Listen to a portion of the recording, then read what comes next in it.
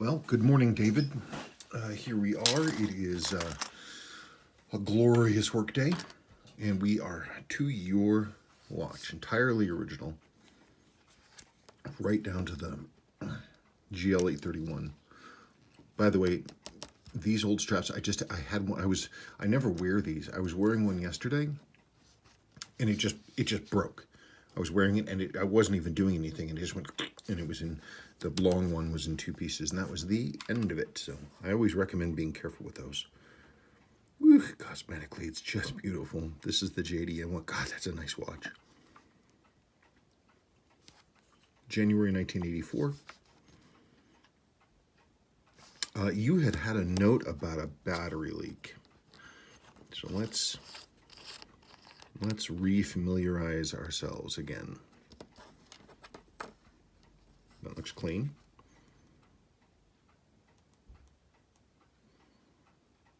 I mean, I see a little chunk of something in there. There we go.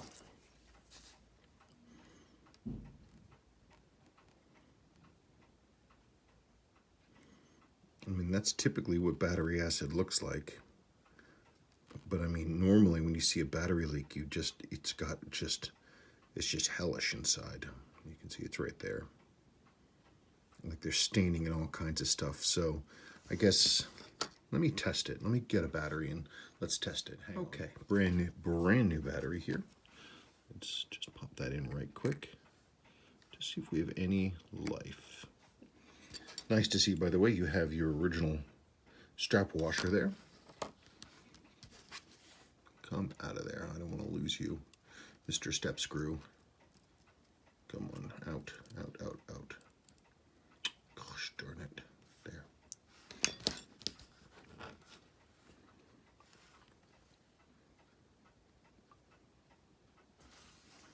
Well, if there was a battery leak, it wasn't serious. I can see your sweep isn't aligned, but that's not a huge deal.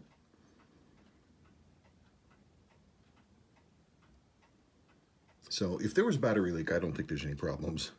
I mean, obviously it's going to need to be cleaned, and I did find something in there, but I guess let's go through it. This is, my guess is that, I mean, based on normally when I see a battery leak, you see the evidence of it in the loom. You just never see loom this perfect with a battery leak. I don't ever think I've seen a battery leak watch with loom this perfect.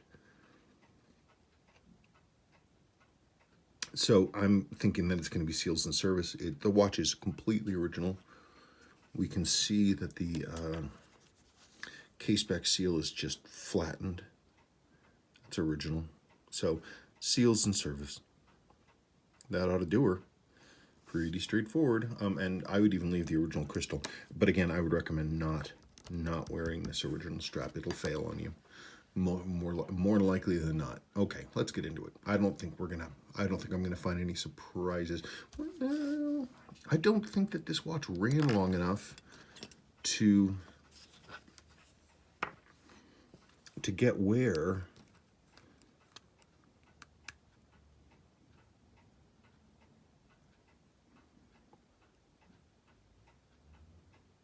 No, it doesn't. The hand stack looks, I mean, it's maybe a little, actually, if we look here, as I'm twisting back and forth, this is rocking back and forth like this.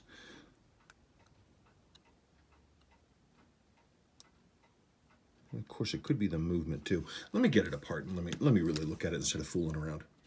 Well, if there was it looks like there was a battery leak, but it was very, very minor. I mean, there's a little bit of acid in there. You can see some more here. Those crystals, that's battery acid. It's an incredibly minor leak. The way you can always tell with these is that the acid tends to travel to the CMOS, which is here. It'll get stained all white and gross. There's a little bit of corrosion there, maybe. Nah, this looks fine. You got real lucky. Watch got real lucky. That's not a big deal. Yeah, I'm not seeing. Look, it looks clean. Yeah, I mean, if the leak was super, super, super duper minor, which is good news. But let's keep rolling and see what we find. Look at the immaculate perfection of that handset. Tiny bit of haze around the base of on the surface of the metal around the base of the hour hand. But just nothing else besides that. Just imagine walking into a jewelry store, department store, back when these were new, and being able to just buy one. Unfaded text. Nice deep date window. Gosh, what a beauty. Because most people only ever see these when they're just wretched and roached. Not this one. It is interesting. I note that your day wheel is up. See how there's a gap there? It steps up. It's like your day wheel is up. So I'm going to be curious to find out what that's about. Okay. Okay. I left the hour hand on there so we could see the shift here. Hang on a second.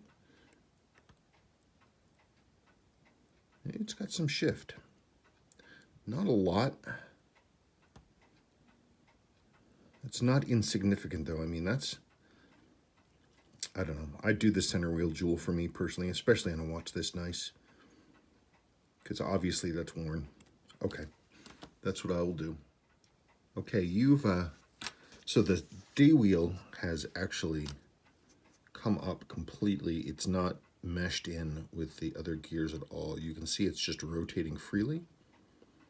This is one of those, I don't know if I just never noticed them before or if I'm just having a string of luck where I'm running into them. This is one of the later ones that has a plastic bit in the plastic star wheel instead of a metal one. So I guess let's get that C-ring off of there. Hang on a second, I'm going to be off camera because I have to get right on underneath this. Come on. Come on. Stop fighting me. There you go. You know you wanna. Here's your C-ring.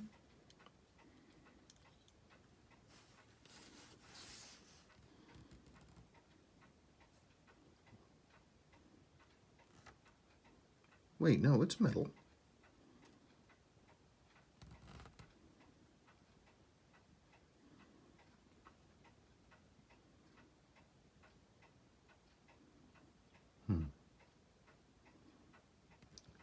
Flat as anything. That's always good because when these warp, boy, you run into all kinds of problems. Okay, so that looks like it's dead stock. I'm not quite sure then what was going on.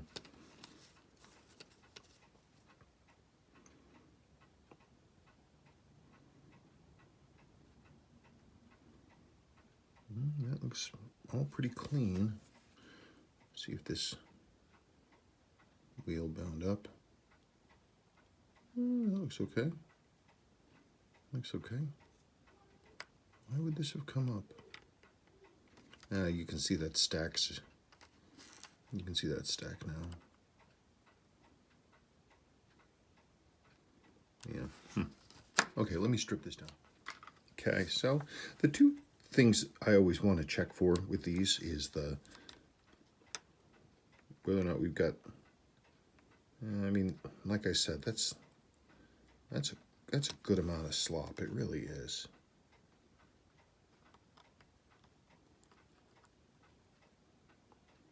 Yeah, I mean, I can feel it clicking.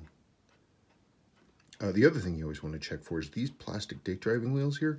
They tend to, over time, they kind of, this hole in them gets smaller. I don't know if it's because of wear and the plastic dragging out, but sometimes I do this and it's like these things are just seized and I have to actually go and relieve the diameter on the inside to get them to rotate again because they'll just bind up like crazy. This one's fine. That one's fine. It's not a problem. Yeah, that's no problem. The teeth are good. It should be fine. Put that in there. Okay, let me go ahead and pull this cannon pinion. That didn't fight me too much. So that's what the front looks like. God, it's amazing. You'd think this watch had already been serviced. I haven't done this yet. I need to pull that stuff. That is really, really clean. That's really super duper clean. Amazing. beautiful. But I would say, come on. You can hear the clicking of it. Yeah, I'll just do it. I can't justify not doing it. And I'm sure that, you know, we've got to do the best for it. Okay. There's the train. Fourth wheel, third wheel, hacking lever, stepper motor. You can see the hacking lever move. I move this lever here manually. You can see the lever there goes. So when the stem comes in and out, you can see that thing go. Boop. Okay, let's strip it down. Okay, yeah, you can see the that center wheel hole that's it's right here, that little baby. You can see it's ovaled out. It's not entirely round. It's blown out to one side. So we are gonna definitely want to do that. We saw it flopping around, but I can see that it's ovaled. I can see it with my own eyes. So there you go. So one thing that Seiko should have done with these and didn't. I have no idea why. Save a couple of pennies per movement. Oh well. Okay, well, here we are together. Sort of at the end of the day here. Just want to get a base reading and see where we're at. I'm not really gonna, well, I suppose I could do a little bit of an adjustment here, but then I want to let it run in overnight and really get a chance to slop around and settle down. Okay, that was a pretty big adjustment. Now let's see what kind of changes we get. Remember, we've got a gate 10, so it's going to be 10 ticks until it comes up with an average. Get a little faster, so it's interesting to try to do this while I'm doing this. Come on. Problem is it's too far away for me to see without my glasses. Okay, 34, we definitely went faster.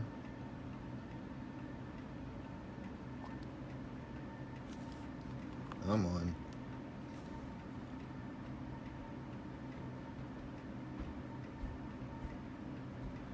There. It wasn't hearing all the ticks. Notice you got this nice and bright there.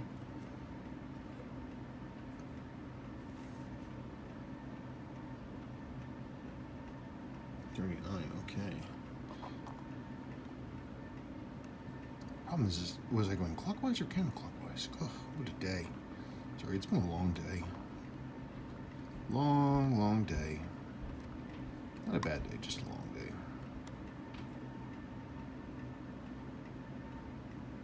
Okay, so I'm going counterclockwise.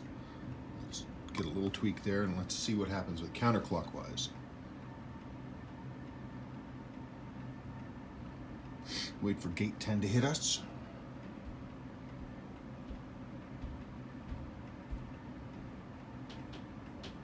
Went up. Again, normally I let this thing run in overnight before fiddling with it. But I figured it's at the end of the day and I have a little bit of time left and I'll give it a whirl. So that was a little more counterclockwise.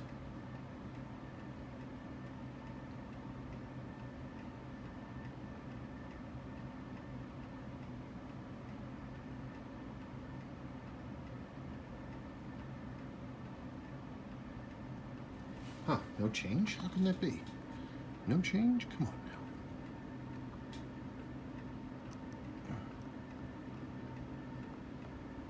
now. Oh, 19. Ah.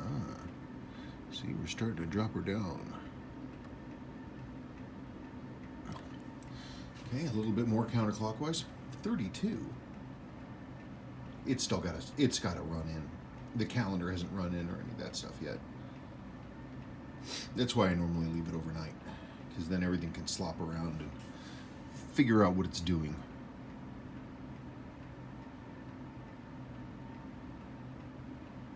Because then it allows us to dial in a little more tightly. Just for fun, I'm gonna drop this. Is this maybe the screwdriver's turning, but the thing isn't turning.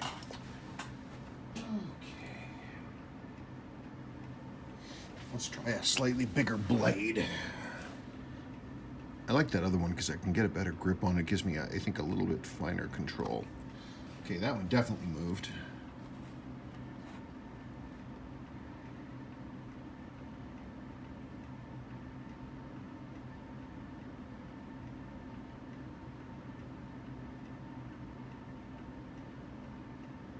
Come on, we really want to get that payoff, right? Because right now we're at 2/10 of a second, 2.5 tenths of a second per day. We don't want that to be the case. Is this, come on. This is some pretty boring work here, so for you all.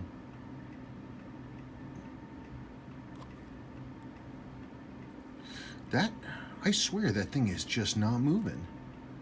I wonder why. Oop, negative 23. Really? That can't be right. I don't buy that for a second.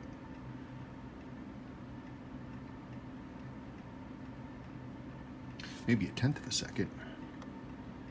Well, negative 31, it says. Okay, let's go back and see what happens. Negative 24. It must not have just not have been moving, and then it jumped. Ooh, negative 7/100ths of a second.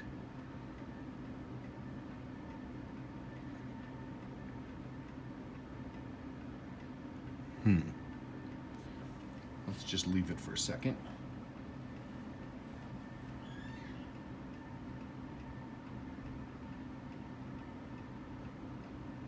Seven-tenths of a second positive.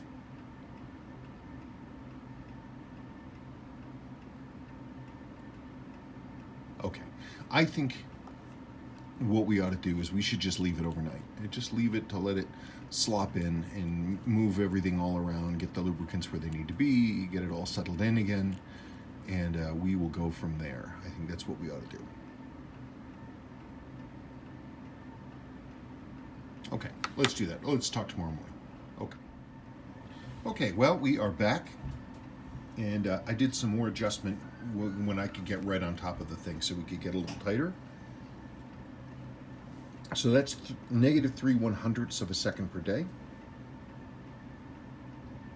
which is extremely accurate. Positive 8/100ths of a second per day. So even if this was a 1, that's a tenth of a second per day. That's not even, it's not even a second every 10 days that it would be. I always have zeros now. I don't know. This thing is real sensitive for the input level. It's like if you go too high, it's like it can hear everything, and you go too low, it can't hear anything. You have to come up to the point that it just starts to pick up, and it's a real narrow window of opportunity. So you got to sit there and then wait for the gate 10. Wait, so does the air conditioner bother it? No, I don't believe so. But I don't want to tap it. If I tap this thing, then it'd be a problem. So that's 2/100ths of a second per day. Negative 1/100th of a second per day. That's real tight. That's real tight. It's one of the reasons why I love these variable timers that these things have, because they just go around and around, and they go up and down and up and down, and you can dial it in super, super tight. 2/100ths of a second per day. Let's see, it's negative 2. Yeah, I think that's it. Okay, so we're where we need to be. So now I'm gonna case it. That won't make any difference to this, but I will check it again. And I think that's about it. 3/100ths of a second per day. And you can see it's kind of going like this. And so it should average out over a long time really nicely. And that's what we want. Cool. Okay. And we're all assembled. 4/100ths of a second per day so far. I like to keep it a little positive if I can. That way you're not late, you're early, which is always a good thing. Come on, you can hear me. Come on. Stay with me.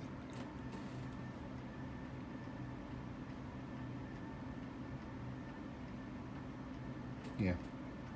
2/100ths of a second per day.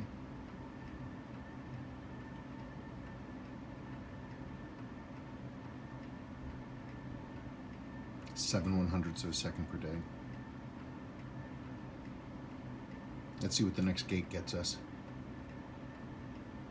3/100ths of a second per day.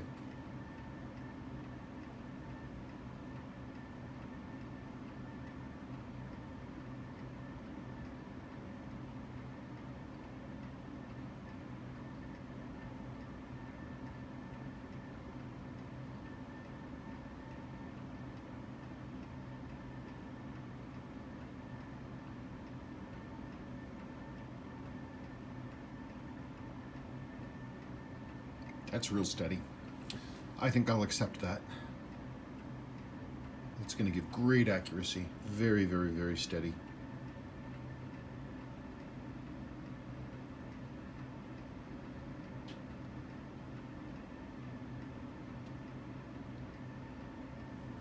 Yeah, I mean, come on. All right, let's turn this off and let it rest. So there it is. All of its glory.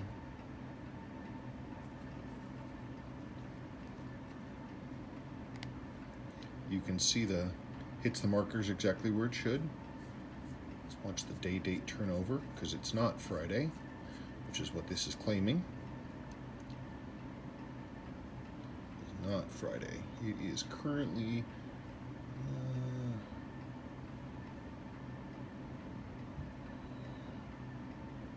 2:39. Well, we'll just believe that it already went to 2:39.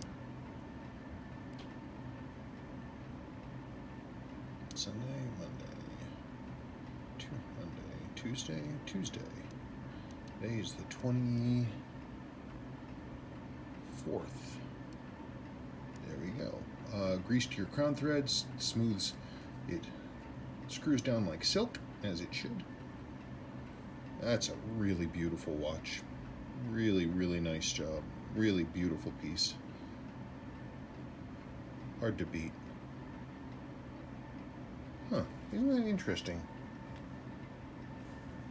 I can't see anything here. When I'm actually looking at it, I can't see anything. There's nothing glowing there. But through my phone, I can see it. Oh, I'm an idiot. That's the red dot for the time recording is sitting right here, so I thought I was seeing some invisible signal. I'm silly. Anyway, there it is. That's what I'm talking about. Okay. Thank you so much, and that's about it.